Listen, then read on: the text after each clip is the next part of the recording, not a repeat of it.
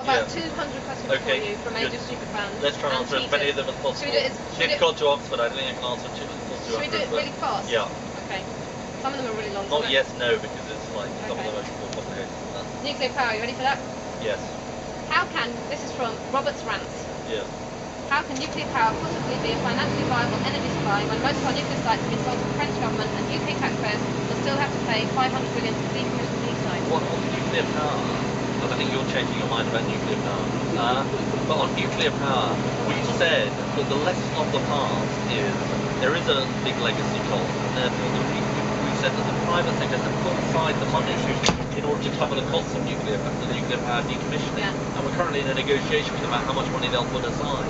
But the Tories are saying that no taxpayer money at all for nuclear. Why aren't you But saying we're not that? saying this. We're saying there's not going to be taxpayer money for nuclear For power. definite, for sure. Yeah, we're not Oh, having really? any public settlement for nuclear power, no. Pointed. Have you finished answering that question? Yeah. Yeah? Are you changing your mind about nuclear? Come on. I'm saying nothing. Right. Okay. Then you don't have to do that. You're the politician. Like I'm not standing for Parliament. No, that's true, but you're sort of a politician. I'm sorry. Okay. You're quasi Okay, this is a good one for you. Yeah. I'll do a short version. This is from Roger James. Yeah. Climate change is not only an environmental issue but a human tragedy, as I you know. agree with that. What will you and your party do to play a leading role in making sure that the international climate change negotiations secure a fair, ambitious and binding deal, as you tried to do in Copenhagen? That's my addition. Will you commit to providing the UK's fair share of finance to the developing world in addition to existing commitments and overseas development aid? Yes. Right, good answer. We've said that we'll limit the amount of the existing overseas aid money to 10%, but no more than 10% will be used. Why don't you just make it 100%? Well, actually why? Because we're already spending money on overseas development, which basically also is to do with tackling the problems of climate change, because lots of the problems that people are facing of poverty are to do with climate change, but 90% of it is going to be protected and not spent on climate change related things, and there'll be additional money. How much is it? How much are you going to put in the pot?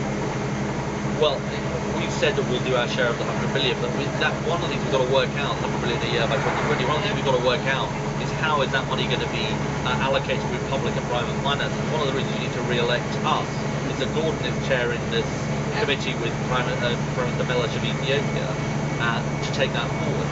When does the 100 billion start actually going to the people? 300,000 people die from climate change every year. We've already said there's going to be 30 billion between now and 2012. But the 100 billion from UK or 30 billion from everywhere. Right. Okay, this is good. Hi Ed, I've been impressed by your commitment to climate change matters. This is Jerry Simon. If Labour fails to stay in government, how will you sustain or increase that commitment when no longer in the ministerial role? We've got to make sure Labour stays in government. This is the big choice in this election between Labour and the Tories. And they would, when you look at the issues where they're in the wrong place, on onshore renewables, like peers in your film, Europe, the climate change deniers, the planning rules, all of that, they're just in the wrong place on this, and that's part of the reason why I'm going around the country trying to persuade people they've got to vote for Labour MPs so that we have a Labour government. I think it is fairly agreed that if the election was only about climate change, everyone would vote for you, right?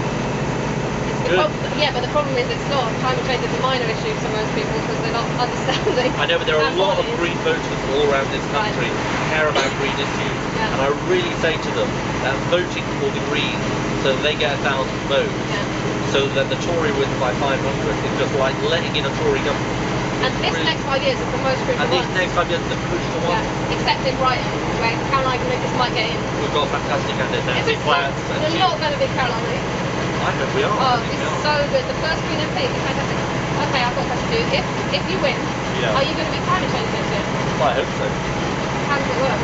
You'll decide. Oh, really? You better petition him. Really? Yeah. So he might move you off to something else? He might like to carry on doing the job. He might do. Yeah, I do.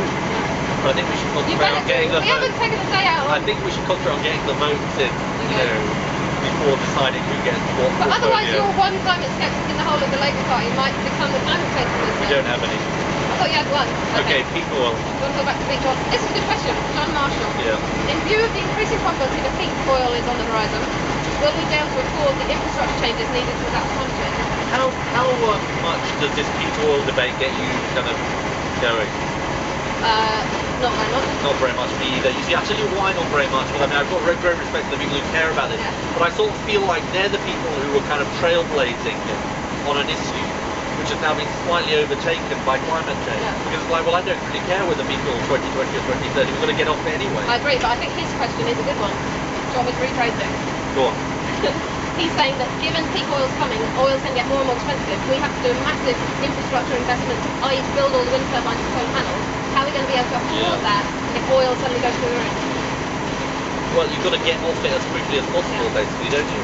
Really? I mean, that's why you've got to drive forward on the renewables and all that. I mean, I genuinely agree with you that it is a real big decision moment as to whether we can start to make that transition or not. And I actually think that's one of the reasons, I know you're more pessimistic than I am, but one of the reasons that I'm quite optimistic is I think that the economics and the environment are going to increasingly come together. Yeah. And that as you have high oil prices, people will think, crap, we've got to get off this anyway. Yeah, that's true.